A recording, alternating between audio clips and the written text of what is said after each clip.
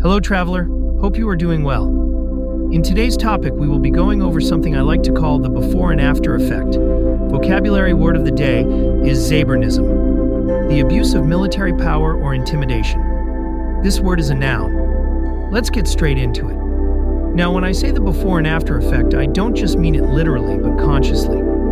We all go through this. This isn't anything new. Sometimes we can predict things prematurely, but most times we can't predict them at all. Which brings me to probability. Probability is the extent to which something is probable, the likelihood of something happening or being the case. Which, like I said earlier, isn't anything new. This is life's wager system, complacency or sacrifice, before and after, life and death. It's the inner meaning that overrules outer satisfaction. External forces are so readily and easily available, this can in most cases be all we know. Our environment, friend groups, real-life situations. We are in the life aspect of the universe. So this is the before effect, which simmers back down to whether or not you're going to be complacent in life or sacrifice in life. We do things intentionally in life.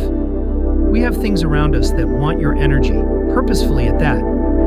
These could be people, friends, laptops, games, phones, social media, or store products. The list goes on. Not saying these aren't important, because we do have to live out here in the world. And relationships are what bind the universe alongside creation. It's the invisible morphic field keeping things together.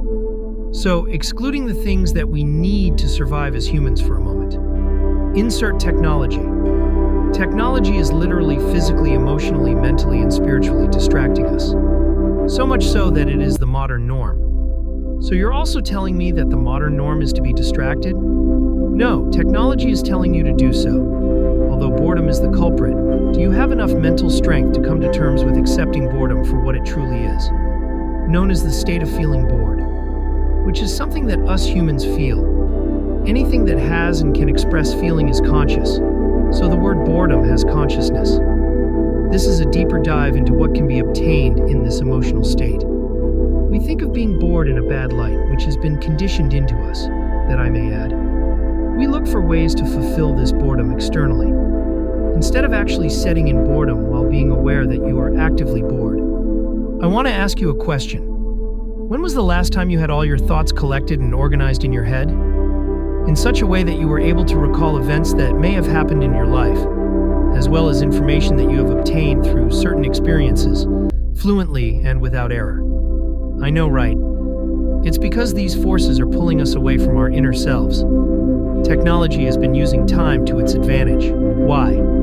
Because time is the real currency of life, not a paper bill with historic figures on it. Might I add, we're all slave owners, by the way, but we aren't going to get into that currently.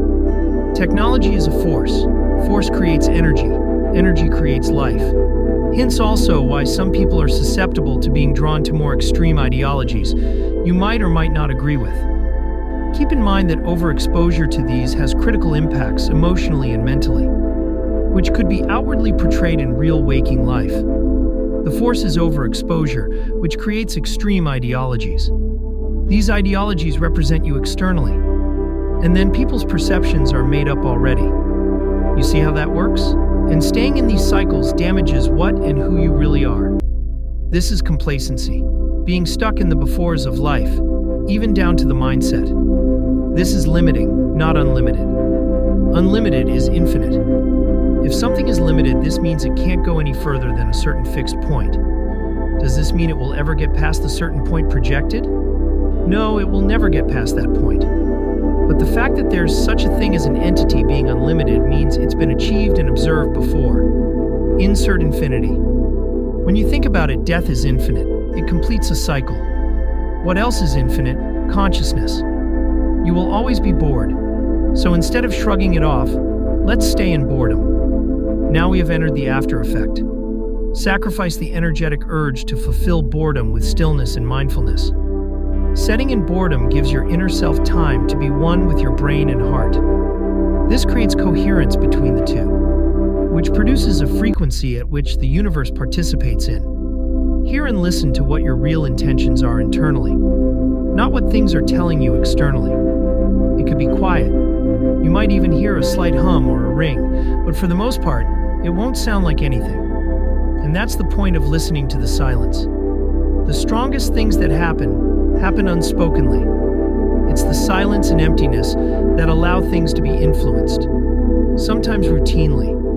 Silence is cosmic energy, and it is rotating our solar system right now. And it's rotating the Milky Way, carrying multiple other galaxies as well. There's no sound in space, but everything is in order to produce seasons, directions, rhythms, and frequencies that are actively still here in the present.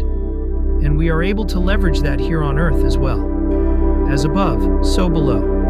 The same thing that's happening above is the same thing happening below internally. You are not the body, nor the thoughts. You are the observer, and you create based on what you believe. The same power the universe holds is the same power you wield, as a co-creator of life. Our best option is to participate. Participate in boredom. Its energy is strong for a reason. I am relaying my after effects to you to enlighten you that everything is conscious, meaning there is one consciousness in evolution's totality. It started with a spark, just like the Big Bang, and just like your next idea. Thank you for taking the time to listen to this. I wanted to make this video to bring us back as one. For this one, I really sit, think, and analyze everything I'm relaying to you. There's a deeper meaning to this. Your presence doesn't go unwanted or unnoticed. And as always, until next time.